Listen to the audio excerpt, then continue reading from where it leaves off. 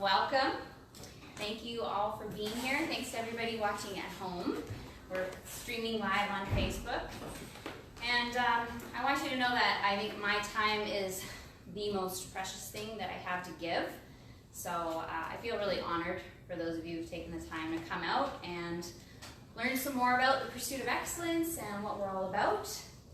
My goals tonight are to introduce you to what the pursuit of excellence is all about. I'm going to talk about a couple of the key concepts and tools that we cover, give you an idea of what it looks like, how the logistics work, what the commitment is as far as time and money. Hi guys, welcome. Thanks for coming. And most importantly, I want to make sure that all your questions are answered. Ideally, I would love for you guys to leave here tonight having made a clear decision. Yes, I'm super excited about this program, sign me up, or no, it's not really for me. Off the hop, I am 100% biased. I would love everybody in this room wearing a red tag, which means you haven't taken the pursuit. I would love for all of you to leave having registered.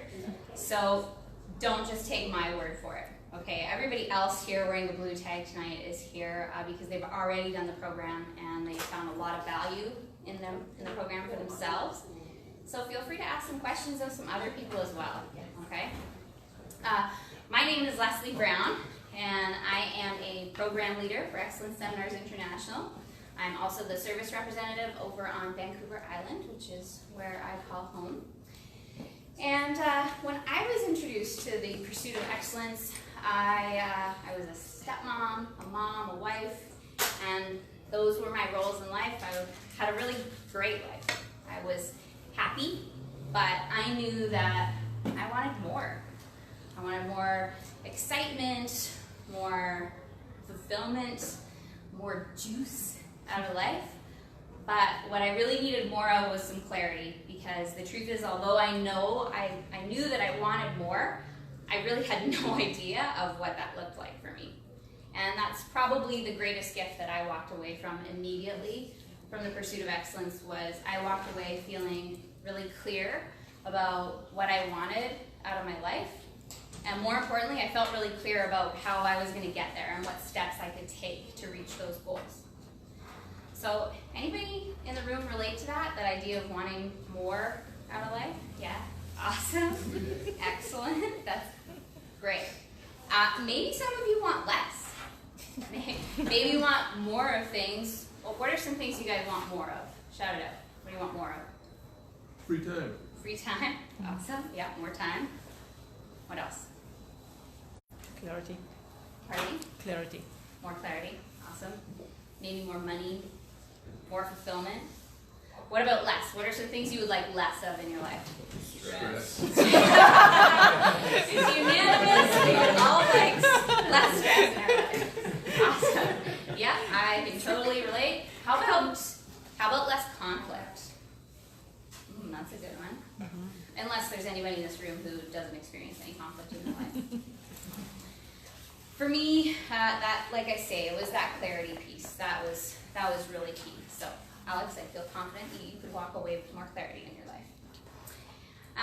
But most importantly, I got clarity about what was actually getting in my way of the things that I did want more of in my life. So, how many of you have wanted something in your life, but despite talking about it and maybe giving it some energy, maybe even doing something about it, you still don't have that thing? Anybody relate to that? You want it, but you don't have it? You are not alone. And there's a pretty good chance that if that's true for you, there's something you want that you don't have, you might be running in a comfort zone. Anybody heard of a comfort zone before? It's pretty popular these days. So we're going to look a little bit at the comfort zone. This is something we talk a lot about in the pursuit of excellence. So the idea of the comfort zone is that we've got this zone that we find is comfortable. And this exists in all areas of my life. So my comfort zone has a floor, and this floor represents the least. The least that I'm willing to do, be, or have in that area of my life. And the ceiling of my comfort zone, that represents the most. It's the most I'm willing to do, be, or have. So when we're looking at the comfort zone, usually say I'm hanging out here, let's say with my finances. Okay, I'm here in my comfortable area of finances, and all of a sudden something changes. Maybe I get laid off, and all of a sudden there's the same amount of money going out, but not the same coming in. So I head down here. What do you think exists underneath here? Stress. Yeah, which we've already clarified. Nobody wants any more of that, right? But the big thing that happens down here, it gets kind of scary, right? This is where fear sets in. And fear can be a pretty fantastic motivator. Anybody agree with that? Yep. Yeah, so things get a little scary, and so let's just say I'm down here, I don't have enough money, it's all going out, nothing's coming in. What might I do? Make more money. Yeah, make more money. I go pound the pavement, find another job. Whatever it is, I'm gonna do whatever it takes to get myself back to the zone where I feel comfortable, right? Interestingly enough, same thing happens the exact opposite direction. So let's say all of a sudden I find I've got way more money than I've ever considered I want to have. Let's say I win the lottery. Anybody know, on average, how long people stay rich after they win the lottery? 2 years. Yeah, I think it's like 3 to 5 years. 3 to 5 years, most people, whether they're winning tens, hundreds, or of thousands, or millions of dollars, 3 to 5 years, they are right back down here. Most of them they're actually even down. Yeah, so sometimes even less. So what do you guys think might live up here? What's above my comfort zone? Discomfort. We say up here, this is where my hopes and my dreams, even my deepest desires, these guys live up here. And often, when I start to push up against this ceiling of my comfort zone, right underneath this line, this is where I start to run into my reasons, or rather reasons why not, reasons why I don't want or don't think I should have this, my excuses, my justifications. We start running into these guys. That little voice in the back of my head often starts to kick in right before I start breaking through this comfort zone. So who's got an example of something that they want in their life but they still don't have? What's a goal or a hope or a dream that you have? Anybody willing to share one? More money. Anybody not want more money? Okay, so more money. What do you think might get you there? What would be a good way to get some more money, Brad? I could probably spend less and maybe do some budgeting, but also identifying, like spend some time to figure out some ways of making more, earning more. Yeah, okay, so like maybe a promotion, maybe asking for some more, a raise or something like that? Promotion, yeah. Okay, so if I'm thinking about asking for a raise or a promotion, what might be some of the things that start to circle in my head? What might be some of my reasons, excuses, or justifications? Maybe I don't deserve the raise. I wonder if I deserve it. What else? I might have to work harder. Anything else? There's some other thoughts. What might be going through your head? You might say no. Yeah, I might ask and they might just straight up turn me down. What else? Anything else you can think of? Face criticism. Yeah. Yeah, I might ask for the raise and suddenly hear all the reasons why somebody doesn't think I deserve it, right? That could be a scary thought.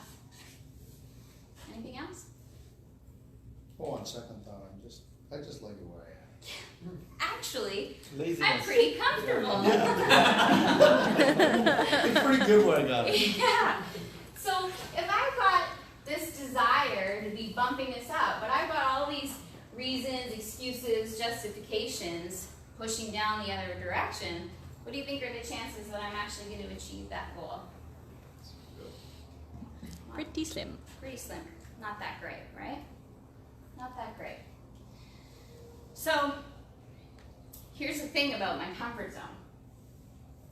It's not necessarily comfortable, but it's definitely familiar.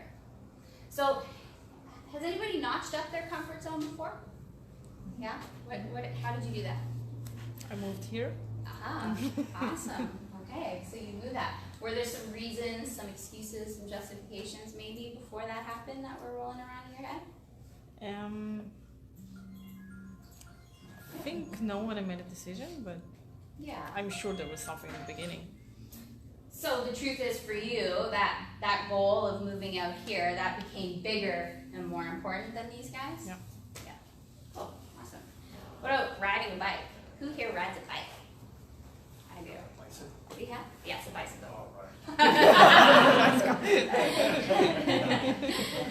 Does anybody remember when they were about to learn to ride a bike?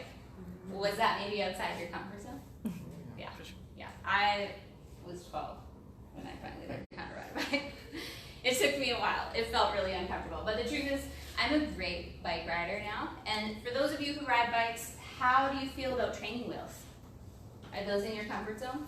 Are you cool riding around with training wheels? No. Awkward. Yeah. It's kind of down here now, right? So whenever we are able to notch this ceiling up, which we've already said, a lot of us in this room are well aware you've done it, right? Whenever this ceiling gets notched up, the good news is the floor follows. But we at Excellence Seminars, we believe that we can notch this up so that our comfort zone includes all this stuff up here, all these hopes, these dreams, these deepest desires. Because you know what I think? I think this stuff up here, this is juicy. This is where fulfillment exists, in my opinion. This is where my life is satisfying. So we like to look at ways we can make this whole idea of notching up the comfort zone easier.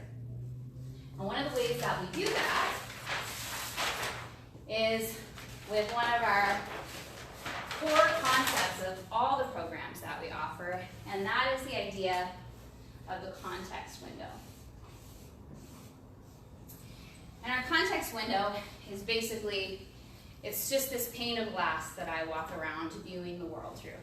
So all of you in this room are here looking at and listening to me, I hope. But the truth is you're all taking in different contexts.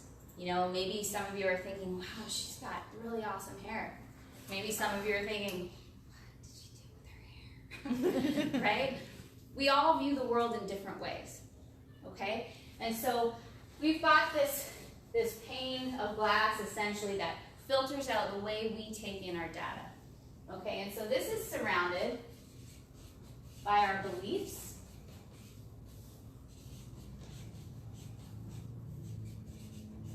our attitudes, our opinions, and when I believe something long enough and strong enough, ultimately, it becomes my truth. So every second of every day, I'm taking in data. I'm essentially bombarded with information at any given moment, right? I can't possibly register every single piece of data that's coming through. So it's this framework that dictates what I actually filter in. So this data comes through here, and based on these beliefs, these opinions, these attitudes, and these truths, any guesses, what's the first thing I do as soon as I take in a piece of information? What do I do with that? Alter it to fit your reality. Yeah, I make a judgment about it, right? I decide what that looks like to me. So I make a judgment. Ultimately, based on my judgment, that dictates how I'm going to then behave, right? So from my judgments, I get my behavior. Now this window here, this plays a really important role, right? If I look outside and I take a look at that road behind me and I judge that road as unsafe, that's going to affect my behavior. I'm going to decide not to jaywalk. And what might come from there is my results. And in this case of my judgment of the highway, my result might be that I survive, right? So that's a pretty useful tool, right? So we've taken this data, immediately we judge it, and that's just part of human nature. Judgment can have a really negative connotation these days, but like I said, this aspect of judgment, this is really about survival. It grows beyond that, but this is what keeps me here making good choices. However, does anybody in this room have some results in their life right now that they aren't super thrilled about? I got some. So if I've got some results showing up in my life and they're not working out for me, I don't really feel that great about them, what can I do about that? Let's say I look in the mirror and I would maybe like a little less here or here. Right? What could I do? Change one of those. Change your behavior. I could go on a diet, or I could change the way that I eat, and might that work for me? No, not only this, and I need to change my judgment sometimes. Yeah, absolutely. But changing my behavior could work. If I were to go on a diet or start exercising more, I could definitely change my results. Yeah. We're changing to change something from the window. One of the beliefs, attitudes, I don't know. Yeah, because what if I just change my behavior? What else do I need? Motivation. Yeah, motivation, and I need Willpower. willpower. Yeah. Now, lots of people have great amounts of willpower. I personally am not one of those. So changing my behavior, can it work? Yes, but it's going to take energy, motivation, willpower to stick with that, right? But like Alex was saying, if I take a look at my judgments and go back to here and take a look at what some of my attitudes, my opinions, my beliefs, my truths are, I have an opportunity to make some changes with my results without necessarily engaging willpower, okay? Which means it's easier. How many of you would like things to be easier?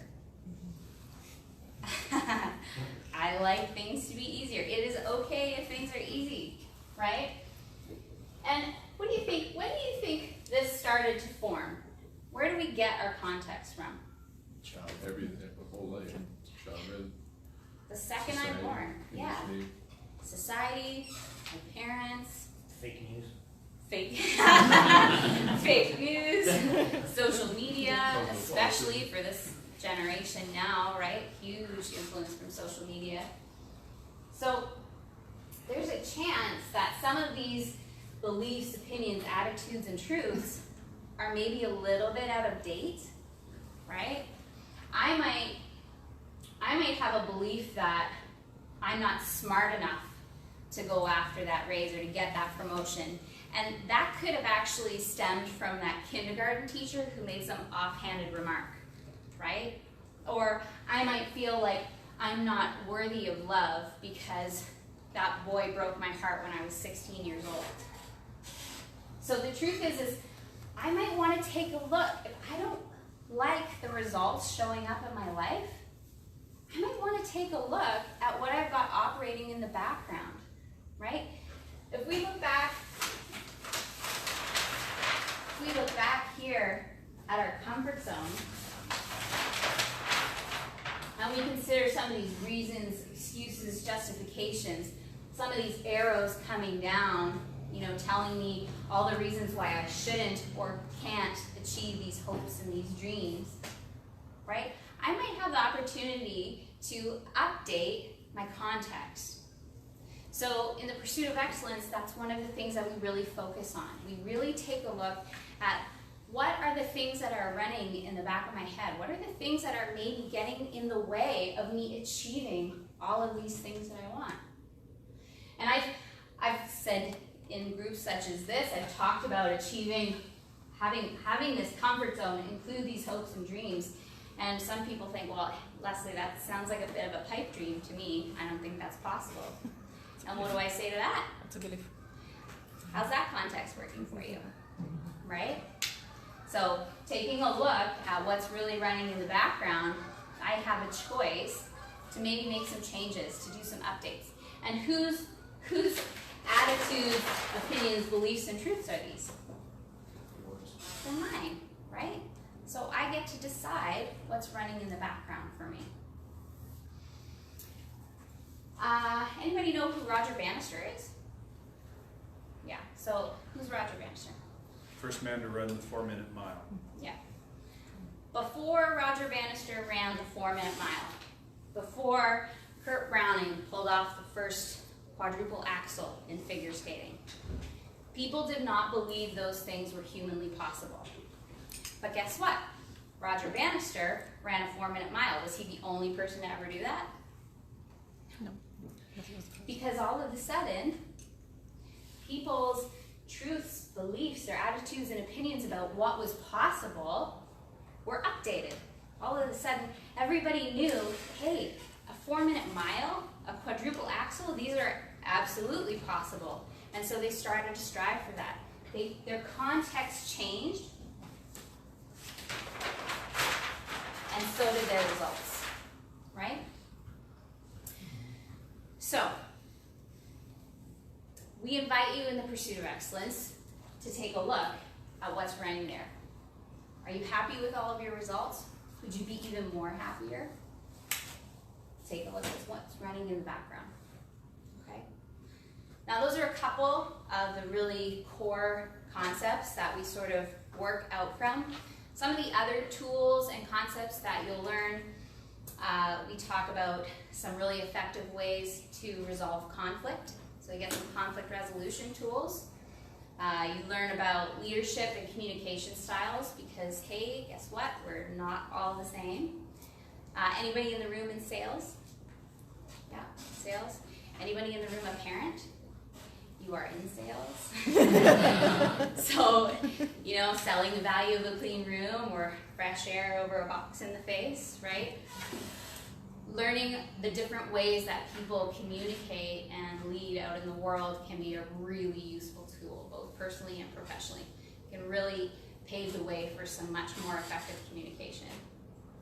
As I already talked about, we look at some tools to help you get more clarity.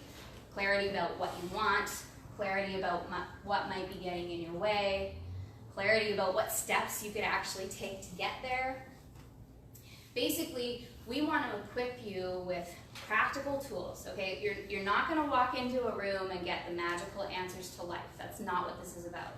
This is about practical tools that you can apply every day in every situation of your life to help you get more. And not just get more, but get more with greater ease, okay? Now, like I said, I don't just want you to take it from me, as lots of people have lots of different experiences. But I will tell you for myself, this past year and a half has offered me up the biggest challenges that I've ever faced in my life. The greatest loss and challenge, and I will tell you that I have made this last year and a half, I've faced every one of those challenges, every bit of loss, everything that has come my way, I have handled with more ease and more grace than I ever would have imagined was possible for me. And that is absolutely in thanks to the tools that I picked up in the Pursuit of Excellence and the other courses that I've taken through Excellence Seminars. But I also want to offer the floor, if there's any other grad in the room who feels like they'd like to share a little bit of their value in the program, please, Mark, please. Welcome Mark to the front of the room. About 8 years ago, I had reached a real difficult point in my life. And it was mostly around the fact that I had just ended a relationship, and it was all about the fact that I was emotionally unavailable. And I said, how very dare you? And suddenly I had to turn inward and start looking. and a dear friend said, you should look into attending the Pursuit of Excellence. And I had no idea that it would change my life in such significant ways. Mostly about turning inwards and being able to find myself within myself.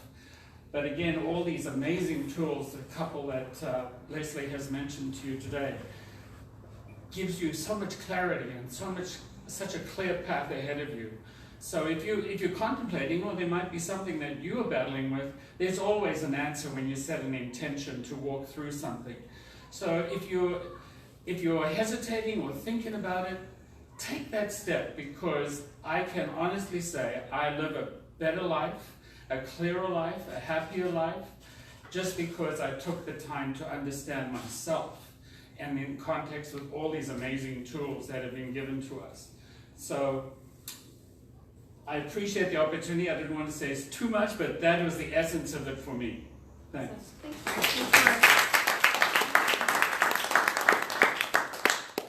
Does anybody have any questions about anything that I've discussed so far? Feeling pretty clear on that? Okay, so let's just talk about what it looks like. So the Pursuit of Excellence runs from Friday to Sunday. Registration happens at 12:30 in the afternoon. The program on Friday runs from 1 until 9 p.m.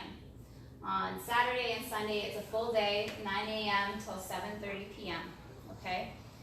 Now, your tuition for that is $695 plus GST, except because you're here, you get $100 off if you decide to register in the room. Or for those of you watching on Facebook tonight, we're going to give you a promotional code so that you can register online and get that same benefit. So that means you're going to pay $595 plus the tax. And you're going to invest 3 days. 3 days. Here's the thing. If you walk out of the room and you feel like whatever I said at the front of the room was a load of baloney and you don't get value out of the program, all you have to do is say so. And we give you back every penny you pay. And I'll tell you, we've seen hundreds of thousands of people through these program rooms. This program has been around for about 40 years now. And of all of those people who have taken this program, 2% have asked for their money back. 2%. And it's real. There's no question asked. There's nothing you have to do. You just have to call your representative. In your case, you just have to call Javier and say, hey, Javier, I did not get anything out of that. And Javier is going to process a refund for you. Okay? So at the end of the day, I'm asking you to consider giving up some of your time to potentially live a better, more fulfilling, and maybe even easier life. Okay? Yeah, Nick. Is this program tax deductible as an educational program or something? I don't know. I've never actually tried. If Do you know? you're self-employed, it could be considered part of your business expense. But you'd have to run it by your accountant. I know some people do run it by.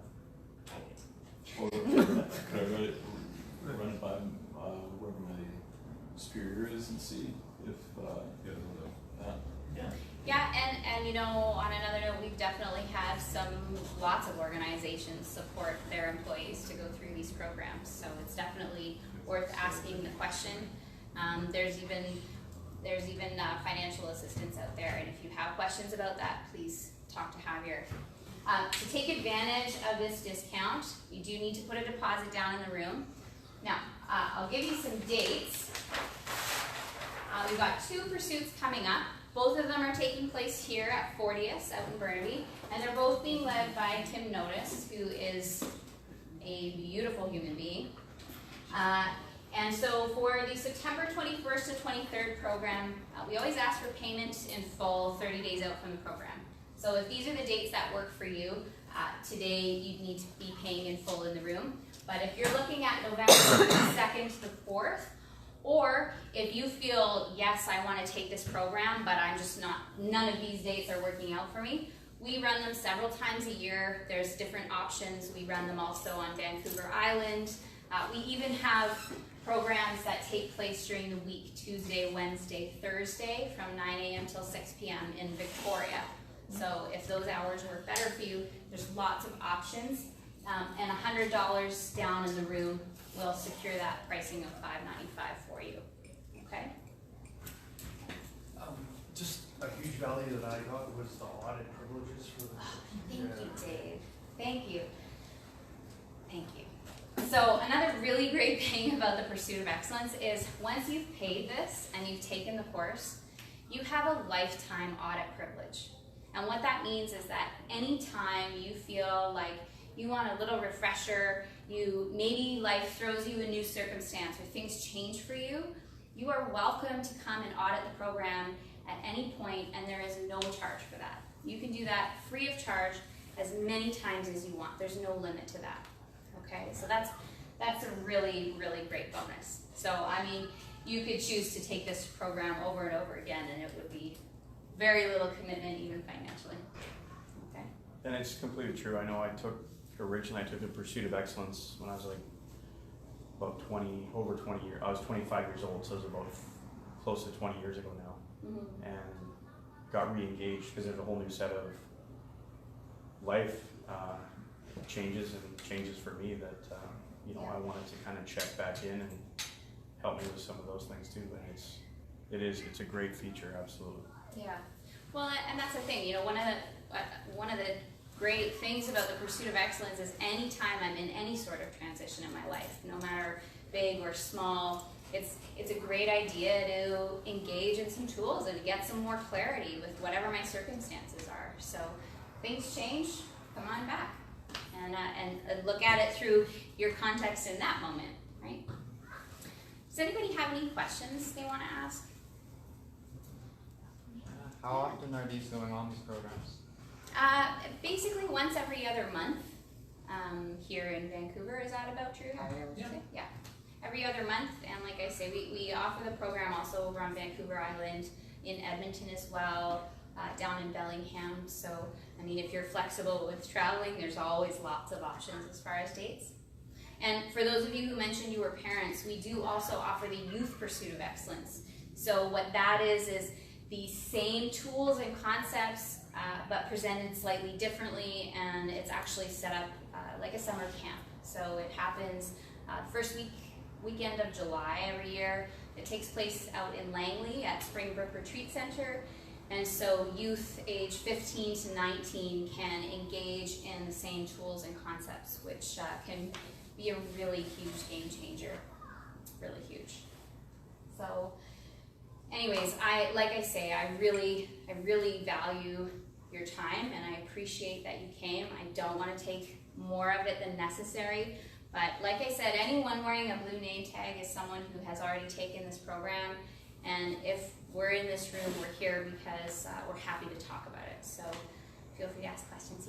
Yeah, you guys have other programs too, right? And this is kind of like almost a prerequisite to those? Yeah, so thank you for asking that. The Pursuit of Excellence is our foundational course. It is the one that lays the foundation, and it is a great standalone course. But it is the first in a series. So after the Pursuit of Excellence, we also have a program called The Wall, where you get an opportunity to dig in even deeper. You get a sense of what your driving needs are, what you need to experience in life to feel that fulfillment. You get to look at what some of your walls are. So anybody here a runner? Yeah, so are you familiar with the idea of the runner's wall? It's just that sort of place where you hit and everything stops working. So that's sort of where the name comes from. And then after the wall, we've got the Advancement of Excellence, which is basically an 8-week practicum, which some of the people in the room are engaged with right now.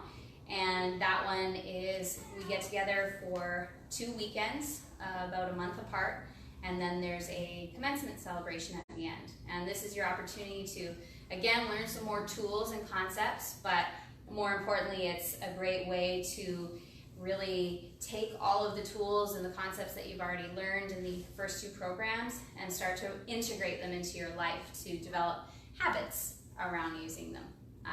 It's also, we pick an area of focus that you really hone in on and you set some courageous steps. And with the support of a team and a coach, you go after those goals.